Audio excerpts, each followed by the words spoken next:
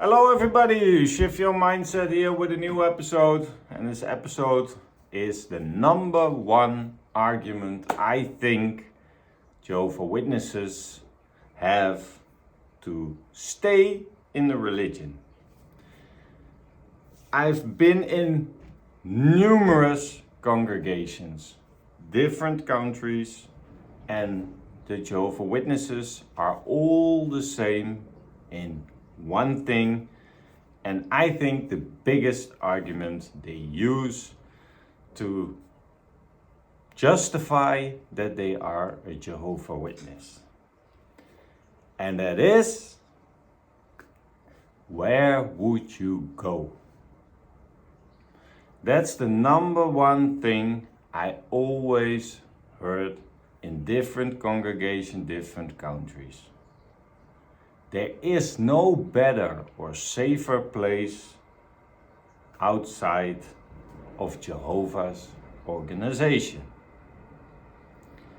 If you have any doubts, if you are thinking about doctrines, if you are not agreeing with something, that's always the number one argument, even in the public talk, that an elder says, where would you go? It's not about physically going somewhere. It's about belonging. It's about truth. It's about purpose. But there is so much behind it.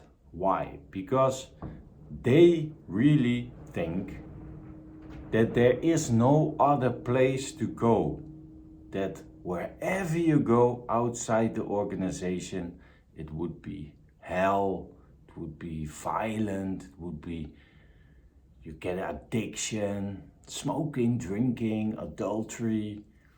They think outside of the organization, in this beautiful world we're living in, beautiful nature, beautiful places, beautiful cities, beautiful mountains, rivers, wherever, doesn't matter, even if you are living next to a river or like me on a beautiful plot here in nature, that there is no other place where you can be happy, joyful, in peace, living in quietness, living a fulfilling life. So, what's behind it? Behind this argument, where would you go? First, it's doctrinal exclusivity. Because they think that they are the only true religion. But that thinking builds a cage around that religion. Leaving that religion is seen as if you are leaving God Himself. Not just leaving the group, but also God Himself, because God appointed them as the only true religion. So you're abandoning God. And we know, as ex-Jehovah's Witnesses, that you don't have to abandon God. Some people abandon God, some people still believe in a God, some people even believe in Jehovah, in Jesus, in everything that the Bible is saying, except for that there is a man-made religion necessary to get God's approval. But Jehovah's Witnesses think you're leaving God completely and you're in the hands of Satan and you're gonna do a lot of bad stuff. They think that you go from here all the way to there, to the opposite, that you're gonna murder people and stuff like that. Nonsense. But their idea behind this doctrine is that if this isn't the truth, nothing else is. And the second one, why they say that, where would you go? They say it because it taps directly into their biggest fears. The organization, in my case, I was raised in it, I was born in it. That's the only thing you know. You're like a horse with those things next to the eyes. You only see Jehovah, Jehovah, Jehovah. You don't see anything else in this world. So they tap into the fear that if you leave, you will be alone. My family, my friends, they all gonna shun me. They're all gonna abandon me. I have no social network anymore. And they always want to put some fear in you, because what if the world is worse out there? What if the world is worse out there?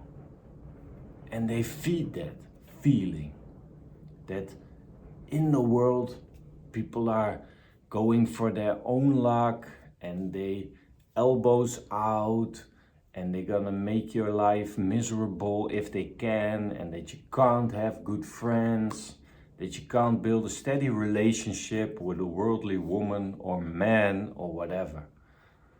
They always tap in those fears. So black or white. White the organization, black everything is bad. And that is creating a false dilemma. Like you have only two choices: truth and the community, or leave and have nothing. And the third one, why they use that argument, what's behind that argument, is the control mechanism. Because it's not only always a malicious thing, but it's also a psychological barrier, because they stop people in this way to explore other views. It's a trick, and it's a good trick, because where else would you go if you put into the minds of the Jehovah's Witnesses that there is nothing else out there? You're never gonna explore it. So you don't build up a different view on doctrines, on the religion. You don't look at outside material. They stop you from exploring that. And of course, that control mechanism is used because they want to keep you into that group. And how are they keeping you in that group? They plant seeds of guilt, of doubt, of fear. And if you fear something, you're not gonna explore other things. If you doubt yourself, you're gonna stick with what is known for you. If you are planting a seed of guilt in someone, he does more in the religion to get rid of that guilt. That Jehovah is gonna forgive him, that if he puts in more hours into ministry, that Jehovah will bless him, more congregations, more privileges, more tasks, more labor, etc. That's feeding the guilt. That comes from the guilt that they feed you. So, where would you go? And I want to rephrase it. This is shift your mindset. We're not tapping into the old where would you go with all the fear and the guilt around it. A better one is, what am I looking for? How can I trust myself to find it? And that can be a place of spirituality. That can be personal responsibility, personal confidence, personal growth.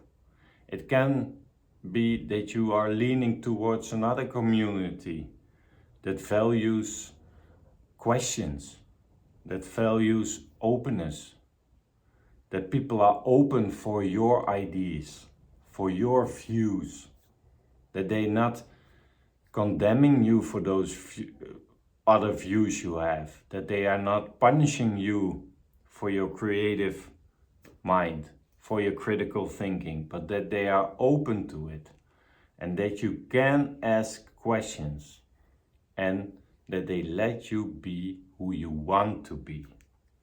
And it can be simply to be yourself, because we all know in the Jehovah's Witness religion there's no room for I.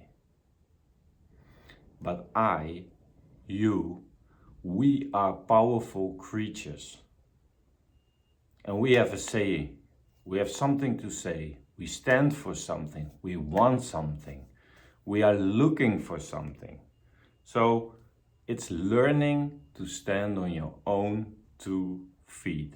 Not rely on an organization, not rely on some men who are chosen by God, who tell you what to do, when to do it, how to do it, but that you can stand on your own 2 feet, that you are critically thinking, that you are researching, that you are examining things, and that you think, hey, this is what I want to do, and I do it my way. So, the truth, what is the truth? It's finding for me peace, freedom, and a new meaning of my life. It's building relationships, new relationships, based on honesty and not on a doctrine. Not something who someone tells me to do, but what I can explore for myself, what feels good. And for me, this journey is, what am I looking for? I'm looking to learn to trust my own inner compass. That's also an important one, that I can trust myself again, that I don't live in doubt, in fear or guilt, but that I can trust my inner compass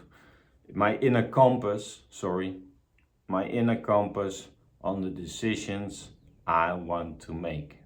So, what are you guys looking for? Let me know in the comments. Thank you for watching. We'll see each other on the next episode.